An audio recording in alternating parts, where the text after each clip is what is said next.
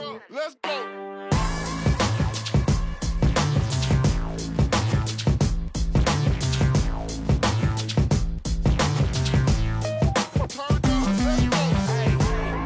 Komið sæl og velkomin í taktíkina. Ég hef til að byrja með að byrja á að óska Tindastól, meistaraflokki kvenna, til hamingju með það sögulega afrek að vera komnar upp í efstu deild. Við ætlum að ræða það í þessum þætti og hingað til minni komið með fyrirliða liðsins Bryndís Rut, velkomin. Takk fyrir. Já, byrjaði bara að segja mér tilfinningin, já, hún lítur að vera geggjuð. Já, hún svolítið ólýsanleg. Maður bara búinn að vera, hvað segir maður, að finna svona rússíbanaferð upp og niður, bara búinn að fá að komast upp í Pepsi. Klárið það hérna mútið Völsung og svo núna í að vinna deildina. Þannig að maður búinn að reyna að halda sig svolítið niðri en maður rosalega ánægð bara og ég get bara eiginlega ekki lýst í hvað þetta góð tilfinning. Nú ekki mikið peningar í þessu eða fríðindi þannig að hrósið og viðbröðin frá samfélaginu og öllum, það hljóta að vera svona launin sem þið eru svona að fá fyrir alla vinnuna sem þið leggið í þetta. Já, ég meina þetta, þú setur eiginlega ekki peningaverð á það hvernig mann líður sko, hvernig að heyra fólk bara stolt út í bæ og allir ánægðir og þetta bara ólýsanleg tilfinning og maður biður ekkert meira. Það bara þannig. Hvenær hófst þessi vegferð? Hvenær settuð ykkur markmiði að við ætlum að fara upp um deild? Upp í Pepsi þá? Já. Það gerist rauninu bara strax eftir tímabilið í fyrra. Við lendum við því að vera í 3. sæti og við vildum fara upp í Pepsi en það bara hafðist ekki, bara klúðruðust nokkur atriði og eins og gengur gerist. Enda nýlegar í deildinni þá og vantar kannski smá reynslu og bara við ætluðum okkur bara eftir þetta að komast upp og það var nú svona fyrsta hugsun hjá öllum bara svona eftir tímabilið, við ætlum að gera þetta næsta ári og við ætlum að leggja það meira á okkur til þess að ná því og við skerum eins og við sáum. Það bara þannig. Svona eftir á hyggja að það að vera nýlegar í deildinni og alltaf fara strax upp, það er kannski ágætt svona eftir á því að þið tekið eitt auka tímabil þarna í fyrstu deild.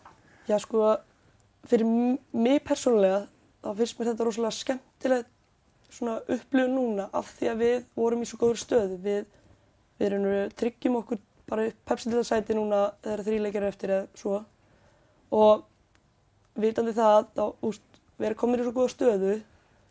Ok, komum með þetta og þá það bara næsta markmið, það að vinna deildina. Og það eitthvað sem var ekkert endilega í boði í fyrra. Þannig að ná þessu 2 atriðum bara í einu höggi rosalega góð tilfinning. 2 sögulega afrek og ég bara þakklátari fyrir það ef eitthvað núna, sko. Tímabilið þarna undan þið lendið í 3. sæti, hvernig voru viðbröðin hjá liðinu? Var þetta svekkelsi eða ákveðið bara strax að keyra á næsta tímabil?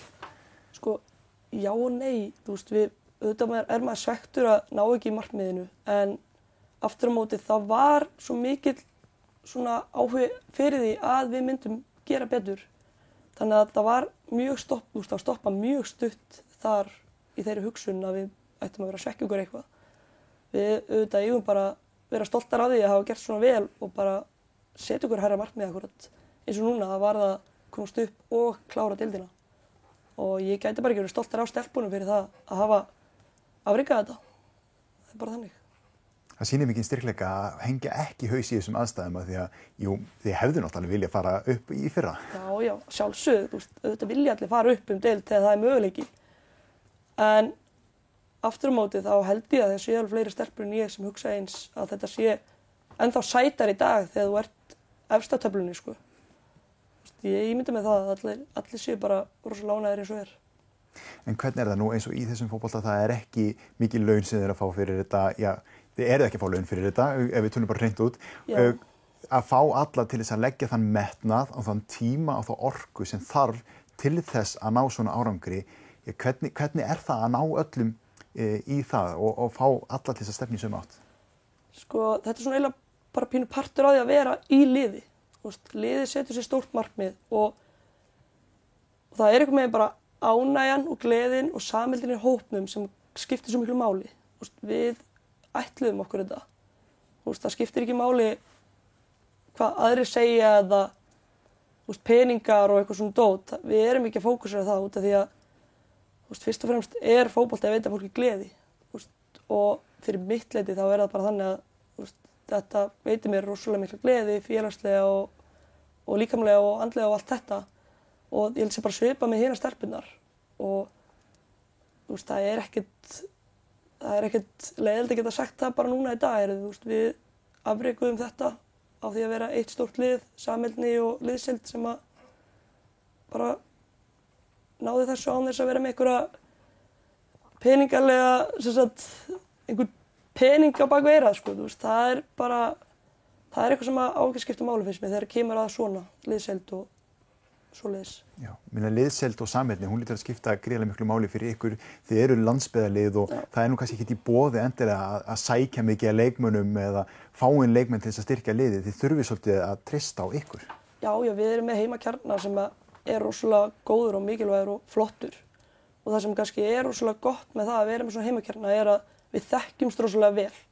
Svona lítið samfélag, við þekkjumst rosalega vel, erum góða vinkonur, við erum svona alvöru, fjölskyldulið, þess að við erum bara svona allar samstíða í því sem við gera, við, allar góða vinkonur, þetta bara eiginlega verður ekki betra, sko.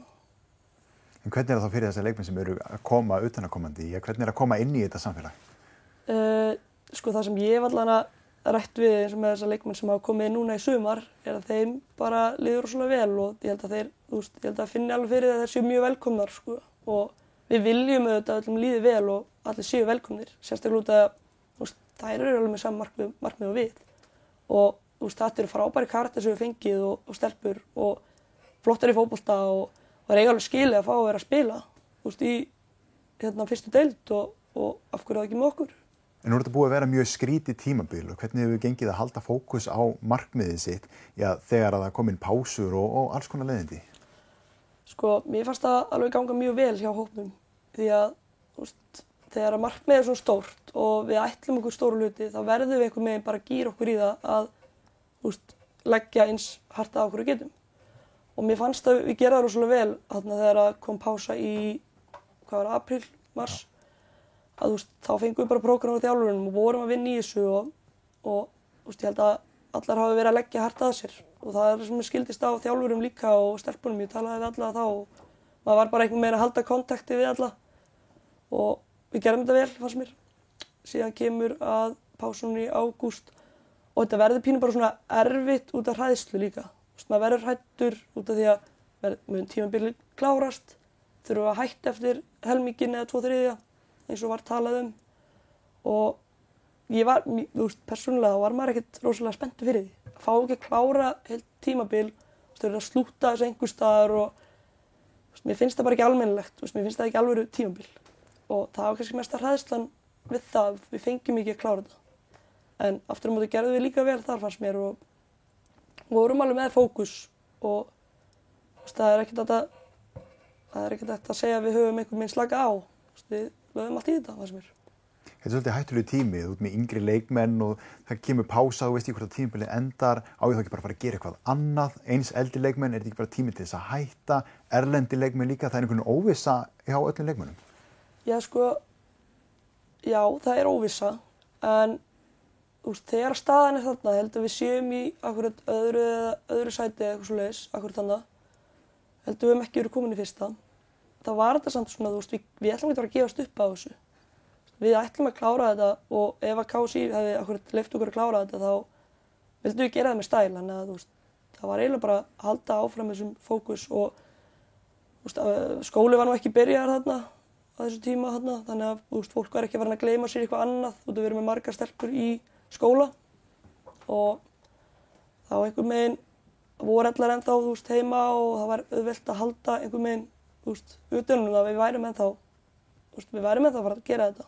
Þá verið í kontakti við leikmenn og þjálfararnir duglegir akkurat að segja okkur hvað er í gangi og það bara munar öllu og við fengum akkurat þær upplýsingar sem við þurftum bara strax þarna og við fengum að klára að halda áfram og bara yes, við ætlum að gera það og það gerðist. Hvernig er það? Því að nú ert þú fyrirliði liðsins, það er margir ungi leikmenn í liðinu líka. Nú er það að fara upp í Pepsi, það er oft verið vandamál, til dæmis sérstaklega fyrir landsbyggðarliðina að halda í unga leikmenn, sérstaklega þegar háskólinn fer að kalla mjög grimmt. Hvernig finnst þér hugafærið vera hjá ungu leikmennunum hjá Tindastól? Mér finnst það bara mjög jákvætt, gott. Það sem ég glími svolítið við er að ég er 25 ára og mér líður oft eins og ég bara sé á bara 17 ára eins og það er eða 20 ára eða eitthvað. Þannig að fyrir mér er það bara þetta er rosalega þroskaðar og flottar stelpur. Það er í háskóla margar fyrir sunnan og það er haldið utan með þar. Þær fá að æfa þar með einu liði og eru saman sko. Og ég held að það sé mjög mikilvægt akkurat og svo er rosalega ljúft fyrir þessar stelpur að fá að koma á Sauðárkróki í sumari því að fjölskyldur þeirra búa á Sauðárkróki og því ekki þá núna, akkurat að vera í Pepsi-deildinni með sínu heimaliði, hafa tekið þátt í þessu ferðalagi. Ég sé ekki fram að við sem fara að missa einhverja leikmenn sko. Það er svona mín skoðun. Já. Þannig að ég sé að segja neitt, ég veit ekkert samningsmála eða neitt, bara af hverju ekki að taka slaginn með sínu heimaliði. Eru þið eitthvað farnar að horfa á þetta eða er Sigurvíman ennþá svona að renna af ykkur? Bæði og, maður þarf að klára verkefnið, klára tímabilið og við erum að því. En fyrir mér þá er maður aðeins farin að hugsa og aðeins farin að horfa fram í framtíðina og maður er svona að sjá hvað er að fara að gerast. Maður er svona maður er byrjað að undirbúa sig aðeins. En ég veit að félag er ekki alveg byrjað í þessari vinnu. Það er bara búið að vera svolítið vesen út af þessum heimsfaraldri og það var bara spurning hvort við myndum fá að klára en leik okkar, síðasta leik tímabilsins. Þannig að stjórnin er alltaf bara í fullu í því að græja og gera það fyrir það, skiljanlega. Og ég held nú að sú vinna fari nú bara strax að stað allt eftir það. Þannig að við erum bara svona ennþá í síguvímu, má segja, en auðvitað er maður aðeins svona að pæla hvernig þetta verður. Markmiðið hlýtur að vera svona fyrsta tímabilið, það er að halda sér í deildinni? Já, ég held að það sé nú bara númer 1 og 3. Við ætlum að stefna á það og maður þarf ekkert að fela því, ég held að sé nú bara öll lið sem stefna á það að þið fara svona upp. Þannig að þetta verður bara mjög spennandi og skemmtilegt. Akkurat, við skildum smá auglýsingahlé, þannig við kíkjum í smá pásu og höldum síðan áfram eftir það.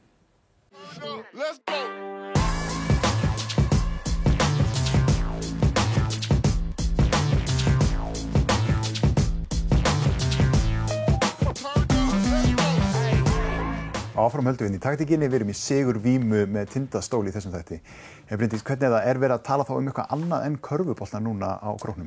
Já, við höfum alveg verið stór umræða núna síðustu daga og síðustu mánuði út af því að þetta hefur bara verið, við höfum bara verið uppleið í allt tímabilið. Við töpum einu leik og 1 jafntefli og þetta er fólk mikið að tala okkur sem er bara mjög skemmtilegt og ég vona bara að þetta hvetji fólk til að halda áfram að fylgjast með okkur. Sama hvað verður gert eða hvernig verður farið að hlutunum í framhaldi, þá vil ég að fólk haldi áfram að styðja við okkur og við erum bara, ef við segja bara eins og þá eigum við rosalega góða stuðningsmenn. Það er fólk að keyra allavega suður á leiki hjá okkur og bara út allt í rauninu til að horfa og fylgjast með okkur og styðja við baki okkur og þetta er í rauninu ómetanlegt og þetta er það sem okkur Karvan hefur svolítið fengið, það er rosalega mikið af stuðningsmennum og það hefur hjálpað þeim rosalega mikið held ég. Ég allavega, mér finnst ég alltaf þurfa á 12. manninum halda sko. Fyrir utan bekkurinn og allt það, þá vill maður hafa ástríðina í kringu sig og fólkið sitt með sér. Það gefur rosalega mikið. Þannig að ef að COVID og áhorfendafjöldi leyfir þá ætlaði að skapa grifið þarna á Króknum? Já, sko, það væri rosalega gaman akkurat að fá að njóta þess að hafa stuðningsmenn og svona. Ef að COVID akkurat skemmir ekki fyrir okkur, þá er það auðvitað stefnan. En ef við tölum bara þig sjálfa og þinn feril, hann byrjar ekki með Tindastól? Sko nei, ég er í raun og veru ekki uppalinn á Sauðárkróki. Ég er uppalinn í sveit, rétt fyrir utan á Varmahlíð og ég er sem sagt að æfa með litlu félaginu þar, Smáranum í Varmahlíð og sem sagt bræður mínir spiluðu fótbolta þarna og ég fór að byrja mæta með, mamma leyfði mér að fljóta með og já, það var ekki eftir snúið, ég var alltaf að æfa bara svo upp til í 5. flokk, kláraði 5. flokk í Smárunum. Það voru bara strákar eiginlega, það var ekki mikið stelpur og mér fannst það bara geggjað, æðislegt. Og svo í raun og veru þegar kemur upp í 4. flokk, þá er þetta 11 manna bolti og erfitt að fá, að halda krökkum einhvern meginn. Það bara, við erum lítið samfélag þarna og ná þessum fjölda svolítið í ná þessum fjölda, við náum því ekki alveg þannig að það er í raun og veru er pínu stopp hjá mér. Ég æfi eiginlega ekki þarna í 4. flokk, ég missi svolítið þann flokk út og byrja síðan á yngra ári 3. flokk, þá mæti ég hjá Tindastól. Og þetta er alveg pínu skemmtilegt því að ég var þegar ég var yngri þá var ég alveg mjög hrædd við að vera í markinu. Ég var bara eitthvað, nei, ég vil ekki vera þar og maður eftir að bróðir minn handleggsbraut með akkurat eitthvað tíðan út á túninu, það fór svo lítið við mig. Og fyrstu æfingunni sem var á 5. þá mæti ég þarna og fæði sprikla með og svo eftir æfingunni spyr þjálfarinn akkurat heyrðu það vantar markmann á sunnudaginn, hver er til í þetta? Og það sagði enginn eitt og eðlilega var enginn til í að vera í marki, það var minn erfið staða þarna. Og þá spyr hann mig hvort ég sé til og ég eitthvað, nei, það voru nú ekkert að segja mikið sko. Hann setur mig í markið, sparkar á mig 2-3 boltum og segir, ja, þetta er fínt, þú verður í markinu á sunnudaginn. Ég bara, ok. Já, það var ekkert aftur snúið eftir hann leik í raun og veru, því að ég var bara í markinu eftir það og þetta var yngra ári í 3. flokk og ég spilaði í markinu alveg í nokkur ár. Ég var frá 15 ára til 20 í marki og það gekk rosalega vel hjá mér í markinu og það voru rosa margir ánægðir með mig og glaðir fyrir það að ég var verið komið markmaður á Sauðárkrók og mér gekk mjög vel. Ég var komin hann í yngri landslið líka og þetta var mjög gaman og maður ætlaði sér stóra hluti en svo lendi ég nú bara í því að meiðast og missa út tímabil 1,5 tímabil cirka út af meiðslum og vegna læknisráða þá er ég hætti í markinu og þá var í raun og veru bara spurningin, er möguleiki að fá að spila sem útileikmaður í staðinn út af markið var í raun og veru pínu svona off, það var búið að taka af mér og það var möguleiki að prófa það og ég lét vaða á það og svo núna 4-5 árum seinna þá var maður bara komast upp í Pepsi sem útileikmaður og það er, það er reyndar þetta er 4 tímabil mitt held ég sem útileikmaður og maður komast upp í Pepsi þannig að þetta er búið svolítið skrítinn ferill og maður, ég held sé ekkert á hverjum degi sem maður getur sagt þetta, maður er búin að, allir getur ekki sagt þetta, verið markmaður og verið í pínlitlu félagi og komið svo upp í Pepsi-deildina eftir allan tíma, með akkurat litlu félagi, ekki vera að flytja okkur annan stað og bara hoppa inn í lestina þar, maður er í þessu ferðalagi, maður tekur þátt í öllu skrefunum, fara upp deild, niður deild, aftur upp og þetta er, mjög skrítinn ferill og þetta er alveg skemmtilegt að geta sagt þetta og maður eiginlega, bara mjög ánægður að hafa ekki gefist upp á þessu. Þú ert búin að vinna fyrir þessu? Já, ég eiginlega, það sem að veldur mér, eða gefur mér mestu ánægina þessu dagana, það er bara svona öll þessi vinna sem ég horfði tilbaka. Öll þessi vinna sem ég lagt í þetta og allt sem að, allt mótlæti sem maður hefur fengið og einhvern veginn maður hefur yfirstigið þessi hindranir sem að oft komið í veg fyrir mann. Og það er það sem er að valda mér svona mestu ánægina, hvernig bæði hvernig persónuleikinn er að höndla þetta, hvernig ég er að gera þetta og hvernig liðið er að gera þetta. Þetta er nefnilega, það er það sem er að valda mér ánægju. Auðvitað, gaman að hafa allan bæinn með sér og allt það, en fyrst og fremst öll vinna sem er lögð á bak við þetta. Eins og ég hef lagt gríðarlega vinnu og alla stelpunar hafa lagt gríðarlega vinnu. Þjálfarnir líka, fólki í kringum okkur, við erum með gott bakland þarna. Það er Mr. Kvennaráð sem að stendur þétt við baki á okkur. Og ég held að það sé svona svolítið bestu verðlaunin sem þú færð. Það er akkúrat að geta horft tilbaka og hugsa, þetta gerðum við. Það var ekki eitthvað annað sem að, það var ekki annað sem gerði heldur við. Og maður er eiginlega bara svona frekar rígur stolti yfir því að hafa gert þetta og hafa yfirstigið allar hindranirnar því að það er auðvelt að bara segja, ég nenni þess ekki, ég er hætt. Ég hef verið í meistaraflokkum síðan 2011 og ég var akkurat að rifja daginn, við erum ekki margar sem erum eftir úr þeim hóp. En ég held að þær sem eru eftir, sem 3 ár, 4 ár, þær hugsa akkurat örugglega bara rosalega er þetta gaman að hafa tekið þátt í þessu öllu og hafa akkurat bara bætt í og ekki hætt og ég held að tilfinningu sé bara ennþá betri ef eitthvað er og ég átti akkurat pínu samtal við erlendu leikmennina þetta því að þær voru að spyrja mig bara hvernig líður þér? Því að þetta eitt stórt afrek, fyrir okkur það, en hvernig líður þér? Því þetta örugglega ennþá stærra því að þú ert búin að vera henni svo lengi og þú ert búin að taka þátt í þessu svo lengi og það var alveg, ég fór pínu að hugsa þá, ok, þetta alveg rétt, maður hefur lagt gríðarlega vinnu í þetta og það gefur mann einhvern veginn bara svona meiri hvatningu á að gera meira, gera betur því að framundan rosalega stórt verkefni og þú þarft alltaf einhverju smá svona hvatningu. Fyrir mér, þá þetta hvatningin, ekki peningar eða eitthvað svona dót sem á að láta það líða betur. Það þessi innri hvatning að fá gleðina bak við að hafa afrekað svona. Út af því að þú gerir það ekki einhver Pétur út í bæ, sko.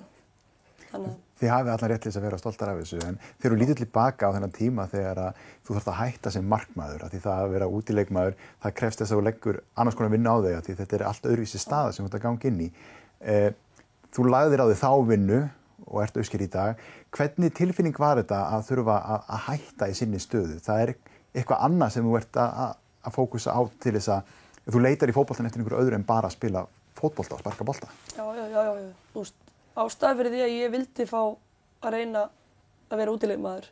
Það var ekki einhver árangur sem ég var að horfa á þá á þessum tíma. Þessum tíma var ég fyrst og fremst að horfa á andlegan, líkamlegan vellíðan.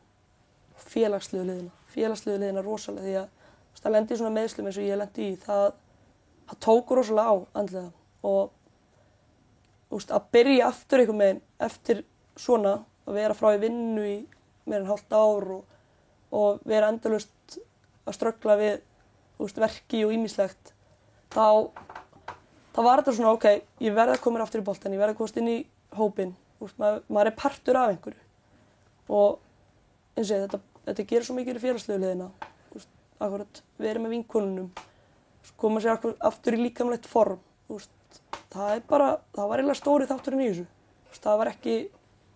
þá var maður ekki að horfa á að ég ætlaði að fara á verða einhver útileikmaður endilega, það var bara að byrja að koma mér aftur út í rútínu og maður sér það einhvern veginn eftir á og maður pælir meira í því eftir á heldur en þá hvað hreyfing og svona hópur gerir fyrir mann. Þetta raunveru snýst bara það að mann líður vel og mann líður ekkert vel ef maður hugsar ekki vel sig og ekki endilega í réttum félagskap og allt svoleiðis og það sem ég finnst rosalega gott með íþróttahreyfingar núna að vera með fullt af íþróttum í boði heldur bara fótbolta, það bara fullt sem að krefst þess að vera í hópi jafnt þó að sé kannski einstaklings íþróttagreinar eða slíkt það verður oft gert í hópi til þess að fólk það sé partur af einhverju og það upplifir meiri bara félagslega hvað segir maður bara líði bara betur andlega, líkamlega og félagslega. Þetta það sem ég veist svo gott með íþróttið. Maður þarf að halda börnum og unglingum og bara jafnvel fullorðnum ennþá í svona starfið. Því að þetta gefur svo mikið, þetta mótar svo mikið einstaklinga líka. Hvernig þú vilt, maður hefur eitthvað séð bara fullt af rannsóknum það, hvernig þetta getur haft áhrif. Og fyrir mér þá hafði bara fótbolti rosalega stór áhrif á mig þrátt fyrir þessi meiðsli. Auðvitað var hundleiðilegt með svona og leiðilegt og erfitt og allt það, en hvernig maður einhvern veginn vinnur út úr því, með að fara aftur á stað og hitta félagana og vera með hópum sínum. Þá finnur maður bara að þetta er bara svo gaman. Þetta er bara svo fyrst og fremst gaman og ef ánægjan ekki til staðar þá vill enginn gera það er bara þannig. Og það kannski það sem við höfum í Tindastól. Það hvað gaman, ánægjuna og liðsheildina. Það bara svolítið þannig. Finnur fyrir einhverju breytingu viðhorfi og breyttum tímum og kemur úr þessu litla liði þarna í Varmahlíð og tekur þátt í uppbyggingunni á stólunum. Já, ef þú horfir á unga leikmenn í dag og þig sem unga leikmenn þá, hefur þetta breyst mikið? Já, og þetta hefur alveg breyst helling sko. Ég akkurat hef pínu svona vilja þetta breytist svona. Ég hef vilja að fá þessa breytingu inn að við séum þegar fyrir mér þá erum við öll jafningjar þó ég sé að tala við 15 ára stelpu og ég er 25 ára, þá er þetta jafningi minn sko. Og það er svolítið að passa upp á það að þetta sé einn stór hópur, ekki bara einhverju klíkur inn í hverju liði. Og það sem ég finnst akkurat, hvernig þú tekur við, eða hvernig þú tekur á móti ungu leikmönnum, það skiptir svo miklu máli. Þetta er það sem verður í framtíðinni. Þetta er það sem er að taka við að þér og þú vilt akkurat að þeir hafi sömu eða svipu hugmyndafræði hvernig vilja akkurat gera þetta. Ætlum við að stefna hátt eins og það var gert fyrir 10 árum eða svo? Já, af hverju ekki? Þannig að þetta hefur allt pínu áhrif. Og þá komið grunnur til þess að byggja á fyrir þessa uppleið sem þið eru á? Algjörlega og þetta eins og ég, þetta helst allt í hendur og ég hef akkurat passað mig svolítið á því að við séum að reyna að vera með gott starf, yngri flokkum allt það og það sé verið að sýna fram á það að við höfum eitthvað til að bjóða það, fara upp í Pepsi-deild. Þetta er bara rosalega stórt fyrir svona lítið samfélag. Þá akkurat vonandi sjá stelpurnar í framtíðinni, ok, ég get fengið að vera þarna einn daginn og ég held að það gefur bara svo rosalega mikið. Þannig að þetta afrek, ég held að gera svo rosalega mikið fyrir bæinn á þess að maður kannski pæli eitthvað rosalega mikið í því. Akkurat þegar við komast á flug þá er tíminn að vera búinn hjá okkur. Já, svona rétt að lokum, þeir eru bara bjartsýnar á næsta tímabil og við ætlum að styðja náttúrulega Tindastól í Pepsi. Já, ég vona bara allir standi þétt við baki á okkur og ég hefði á tilfinningu að fólk geri það eins og og maður hefur heyrt akkurat þetta litla félag bara áfram þið og það verður gaman að sjá hvernig það verður og ég er orðin mjög spennt eins og þó að sé nú bara ennþá þetta tímabil að klára þá er ég bara mjög spennt og ég held að séu fleiri það. Já, aftur til hamingju Bryndís með árangurinn og til hamingju stólar. Já, takk fyrir áhorfið í þessum þætti. Við ætlum að styðja Tindastól á næsta tímabili. Í næsta þætti mætir Soffía Einarsdóttir, sjúkraþjálfari til minni settir. Við sjáumst þá.